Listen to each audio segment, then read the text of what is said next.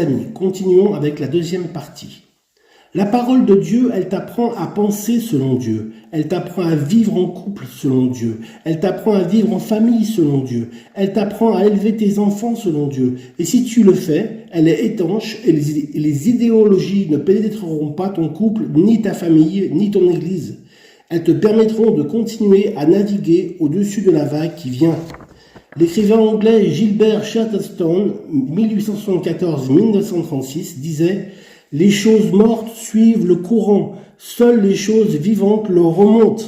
Nager à contre-courant. Pourquoi est-ce que les saumons sont tellement prisés, mes amis? Parce qu'ils remontent le courant. Ils sont forts, ils sont bons.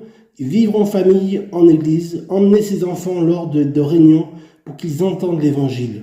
Que les parents à la maison l'ignorent, ma question est, chrétien, jusqu'à où es-tu prêt pour aller pour vivre ta foi dans l'intégrité, conscient que tu peux perdre ton travail, être rejeté, être exclu de plus en plus de cette société post-chrétienne? Comment l'Église elle-même doit-elle s'organiser pour pouvoir continuer à vivre conformément aux valeurs de l'Évangile? Et cela pour le bien de la société. Je vais vous dire ce que je crois profondément. Je crois que résister aujourd'hui, c'est vouloir le bien de nos contemporains qui, par ces nouveaux modes de vie et ces nouveaux courants de pensée, se retrouvent confrontés à des situations de plus en plus douloureuses, socialement et individuellement. C'est un acte d'amour pour la société que de vivre en tant que chrétien aujourd'hui. C'est un acte d'amour que nous offrons à la société d'aujourd'hui de vivre en bon chrétien, en chrétien tout simplement.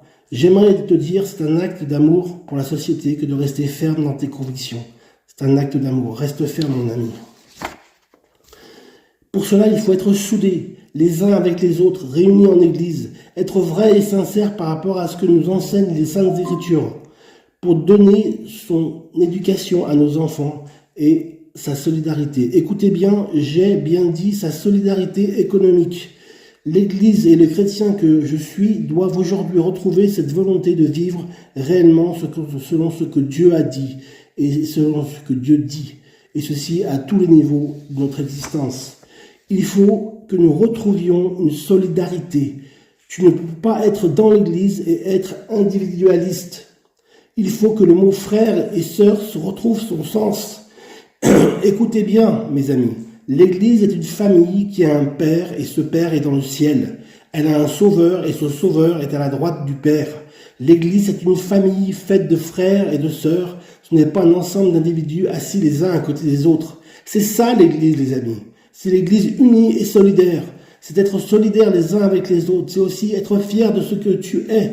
Tu es fier d'être chrétien, de tes origines et de ta culture chrétienne. Matthieu 24, chapitre 24, versets 37 à 44. Traduction, version Louis II. Ce qui arriva du temps de Noé, arrivera de même à l'avènement du Fils de l'homme, c'est-à-dire au retour de Jésus-Christ en gloire sur la terre. Alors on verra le Fils de l'homme, c'est-à-dire Jésus-Christ, venir dans les nuées avec puissance et grande gloire. Marc 13, 29. L'apocalypse de notre civilisation est à nos portes, mes amis. Le monde est en pleine décomposition.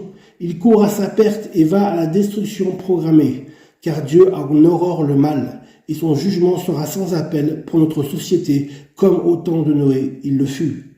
J'aimerais tellement que nous soyons des lanceurs d'alerte et des influenceurs pour annoncer la bonne nouvelle de l'Évangile avant qu'il ne soit trop tard. Car les jours qui précédèrent le déluge, les hommes mangeaient et buvaient, se mariaient et mariaient leurs enfants jusqu'au jour où Noé entra dans l'arche. Et ils ne se doutèrent de rien, jusqu'à ce que le déluge vînt et les emporta tous. Il en sera de même à l'avènement du Fils de l'homme, c'est-à-dire de Jésus-Christ. Le jugement de Dieu approche, mes amis, même si nous ne savons pas ni le jour ni l'heure. Bien sûr, pour l'heure, il n'est pas encore trop tard pour se réveiller. Tenons-nous prêts, car il est à la porte. C'est un acte d'amour.